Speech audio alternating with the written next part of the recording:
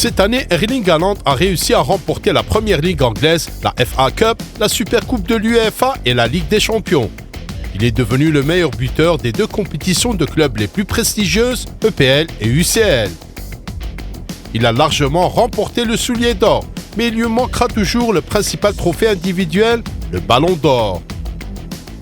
Cela ressemble à une véritable anomalie. D'accord, vous avez compris. Cette anomalie s'appelle Lionel Messi. Bonjour à tous. Aujourd'hui, un autre football va s'intéresser au Ballon d'Or 2023 et à sa course unique. C'est parti. En fait, écrivez dans les commentaires ci-dessous à qui vous préfériez donner le Ballon d'Or. Tapez Ballon d'Or pour Messi si vous souhaitez la Pulga et Ballon d'Or pour Haaland si vous souhaitez le cyborg norvégien. Il serait intéressant de voir cette bataille dans notre section des commentaires.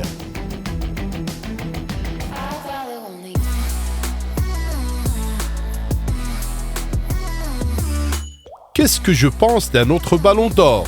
J'ai toujours dit que c'est un prix qui signifie beaucoup dans le football et que c'est l'une des meilleures récompenses sur le plan individuel. Mais je n'y ai jamais accordé autant d'importance, car j'ai toujours dit que je préférais les trophées de club. Pour être honnête, je ne pense pas à cela. Si cela arrive, c'est bien. Sinon, il ne se passe rien. J'ai déjà tout gagné et tout réussi dans le football et maintenant je profite de l'instant présent.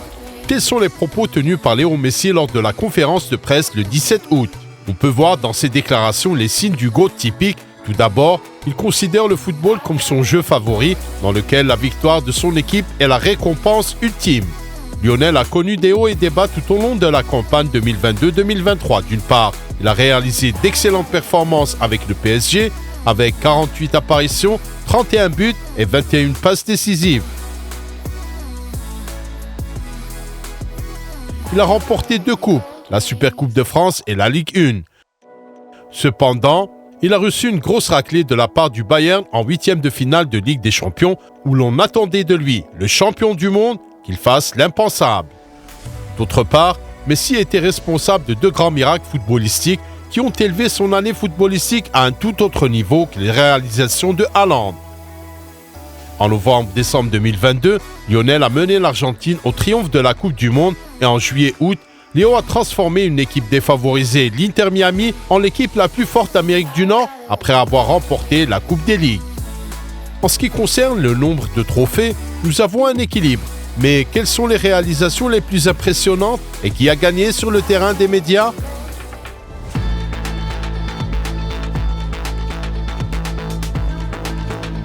Lorsque vous souhaitez remporter un prix aussi médiatique que le Ballon d'Or, pensez non seulement aux capitaines et aux sélectionneurs des équipes nationales, mais aussi à des journalistes respectés. Il faut donc gagner non seulement sur le terrain de football, mais aussi sur le terrain des médias. En effet, Erling a régulièrement attiré l'attention du public avec ses records incroyables lors de sa première saison en Première Ligue. Personne n'a démarré aussi fraîchement dans le championnat le plus fort du monde que le solide norvégien. Haaland a été l'un des joueurs clés de Manchester City sur la voie du triplé, mais on ne se souvient pas de lui pour l'essentiel lors des matchs décisifs. Il n'a marqué aucun but. Il y a même une statistique très révélatrice qui montre pourquoi le cyborg du jeu numéro 1 doit encore s'améliorer avant de conquérir le Ballon d'Or. Haaland n'a jamais marqué en demi-finale et en finale pour Man City en 8 apparitions. De plus, Erling n'a même jamais délivré de passe décisive. Au cours de ces matchs, il n'a pas exploité cette grande chance, n'a délivré que 68% de passes précises et sa note globale est de 6,54. Il s'avère que la principale star de l'équipe de Pep Guardiola n'est pas encore devenu un grand joueur lors des matchs de coupe décisives. Dans le même temps, lors des parcours en Première Ligue et en Ligue des Champions, le Norvégien s'est parfois montré trop bon. Rappelez-vous au moins ses 5 buts contre le RB Leipzig. Il semble que c'est à ce moment-là que Haaland a reçu le plus grand nombre d'appréciations et que les médias se sont le plus intéressés à lui. Et cela ne s'est produit qu'au niveau des 8e de finale de la Ligue des Champions, si seulement il avait réalisé la même performance en finale contre l'Inter ou en demi-finale contre le Real Madrid. Vous savez quel genre de tapage médiatique aurait frappé sa carrière. En quart de finale contre le Bayern, il s'est encore illustré par 2 buts et une passe décisive pour Bernardo. Cela dit, Nous supposons qu'il manquait à Erling le dernier mot d'une saison triomphale pour prétendre sérieusement au Ballon d'Or. Il avait tout ce qu'il fallait pour l'obtenir. Comparons maintenant ses résultats à ceux de Lionel Messi dans la bataille médiatique.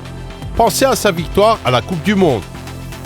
Pour comparer l'effet médiatique provoqué par le succès footballistique des favoris, il suffit d'aller sur Instagram et de regarder le nombre de likes. Le post de Messi avec la Coupe du Monde est devenu un record dans l'histoire du sport en termes de likes. À l'heure actuelle, le post en compte plus de 75 millions. Quant au post de Haaland avec la Coupe de la Ligue des Champions, il a recueilli environ 8,5 millions de likes. Voyez ce que nous voulons dire. D'ailleurs, même le post de Messi consacré à la victoire en Coupe des Ligues avec l'Inter Miami a recueilli plus de likes que celui de Haaland. Nous n'humilions pas Erling ici. Nous vous faisons simplement comprendre qu'en termes de couverture médiatique, le Norvégien a encore une marge de progression. Il n'est pas nécessaire d'être un grand penseur pour réaliser à quel point le chiffre de Lionel Messi est définitif pour cette année, l'année de la percée de l'Arabie Saoudite dans le football, la victoire de Man City sur tous les fronts du football de club.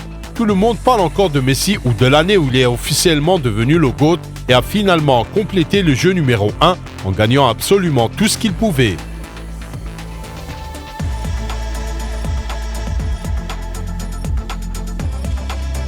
Les personnes qui peuvent aujourd'hui voir Messi à Miami constatent que Léo mène actuellement une vie des plus agréables. Vous le voyez sur le terrain. Je n'ai pas besoin de vous le dire, mais il est beaucoup plus calme, beaucoup plus heureux.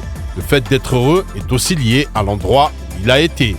C'est ce qu'a déclaré l'entraîneur principal de l'Inter Miami, Gerardo Martino, qui connaît bien Messi depuis son enfance. Vivre à Miami où sa famille se sent bien et entrer dans l'histoire avec l'Inter Miami est le défi que Lionel Messi s'est lancé à lui-même en combinant les deux choses les plus importantes de sa vie, la famille et le football. Sa mission de faire de l'Inter Miami la plus grande affaire sur la scène du football de clubs mondiaux est en fait une mission valable pour le GOAT et c'est pourquoi cette histoire a reçu tant d'attention de la part des médias et c'est pourquoi Messi est maintenant le joueur de football numéro 1 dans le monde en termes de visionnage et de monétisation. Des millions de vues sur YouTube et d'autres plateformes de médias sociaux, des discussions animées sur Twitter et des prix incroyables pour voir le dieu du football argentin en action. Le public américain paie des sommes folles pour l'attraction, allant même de 1000 à 20 000 $ et plus. Lionel Messi est en vogue, il est partout, c'est le football en ce moment. Il est intéressant de noter que Messi lui-même éprouve un réel plaisir à relever ce nouveau défi qui n'est pas prêt de quitter les premières pages des médias du monde du football. Avant la finale de la Coupe de la Ligue, un journaliste a demandé à Léo s'il s'attendait à un départ aussi fulgurant pour sa carrière à l'Inter Miami. Honnêtement, oui. J'étais très excité quand je suis arrivé. J'étais très heureux et motivé pour continuer à obtenir des résultats positifs, comme je l'ai fait tout au long de ma carrière. Pour ceux qui ne nous regardent pas nous entraîner tous les jours, le fait que nous jouions une finale peut paraître surprenant. Nous nous étions préparés à cela, pour essayer de rivaliser et de gagner ce titre parce que nous nous sentions capables de le faire. L'équipe a beaucoup grandi, surtout depuis l'arrivée de Tata Martino au club. Nous sommes très heureux d'avoir atteint notre premier objectif qui était de faire partie des 3 équipes qualifiées pour la CONCACAF, Coupe des Champions, de l'année prochaine. Maintenant, nous allons jouer une finale. D'ailleurs, tout le monde aime Messi pour sa modestie, sa façon de ne jamais se comparer à d'autres grands joueurs et de ne pas se présenter comme s'il n'y avait que lui et tous les autres autour de lui. Cette modestie est très bien illustrée par la question suivante posée par le journaliste. Messi est-il conscient qu'il est le prochain grand ambassadeur du football aux États-Unis après Pelé et David Beckham? J'ai pris cette décision pour de nombreuses raisons. Nous y avons réfléchi. Ma femme et mes enfants ont participé à la décision, ma famille en général. Honnêtement, je ne pense pas à développer le jeu de cette manière. Je suis venu ici pour jouer, pour continuer à apprécier le football, ce que j'ai aimé toute ma vie. Je peux vous dire que je suis très heureux de la décision que nous avons prise, non seulement pour l'aspect sportif, mais aussi pour ma famille, pour le quotidien, pour la façon dont nous avons apprécié la ville, la nouvelle expérience. L'accueil des habitants de la ville a été extraordinaire depuis le premier jour. Le traitement des gens a été spectaculaire. Je suis reconnaissant et heureux du moment que je vis. Plus que tout, je suis heureux de pouvoir continuer à faire ce que j'ai fait toute ma vie. Pas d'esbrouf, seulement de la gratitude et du plaisir. Le plaisir du football et du mode de vie qu'ils ont choisi avec Antonella. N'est-ce pas le bonheur? Happy God, qui recevra très bientôt son 8e ballon d'or et deviendra le premier joueur masculin de l'histoire à apporter le ballon d'or en Amérique.